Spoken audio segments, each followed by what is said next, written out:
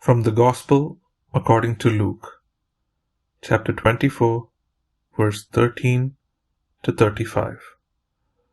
That very day, the first day of the week, 2 of Jesus' disciples were going to a village 7 miles from Jerusalem called Emmaus, and they were conversing about all the things that had occurred. And it happened that while they were conversing and debating, Jesus himself drew near and walked with them.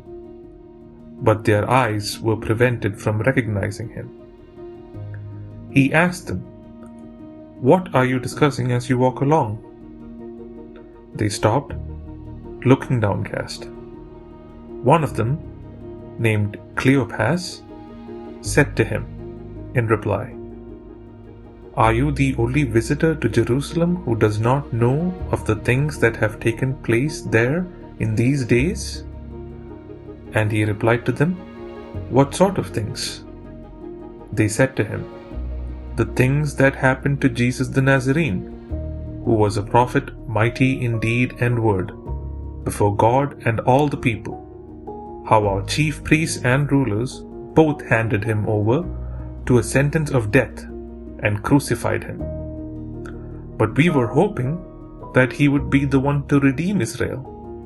And besides all this, it is now the 3rd day since this took place. Some women from our group, however, have astounded us. They were at the tomb early in the morning and did not find his body.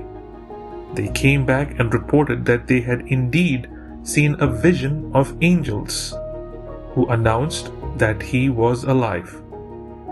Then some of those with us went to the tomb and found things just as the women had described, but him they did not see."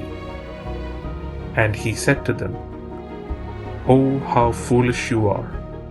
How slow of heart to believe all that the prophets spoke! Was it not necessary that the Christ should suffer these things and enter into his glory?" Then, beginning with Moses and all the prophets, he interpreted to them what referred to him in all the scriptures.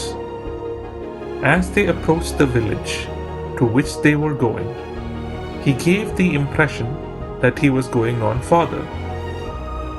But they urged him, "Stay with us, for it is nearly evening, and the day is almost over." So he went in to stay with them. And it happened that, while he was with them at table, he took bread, said the blessing, broke it, and gave it to them. With that, their eyes were opened, and they recognized him, but he vanished from their sight. Then they said to each other, "Were not our hearts burning within us while he spoke to us on the way and opened the scriptures to us?"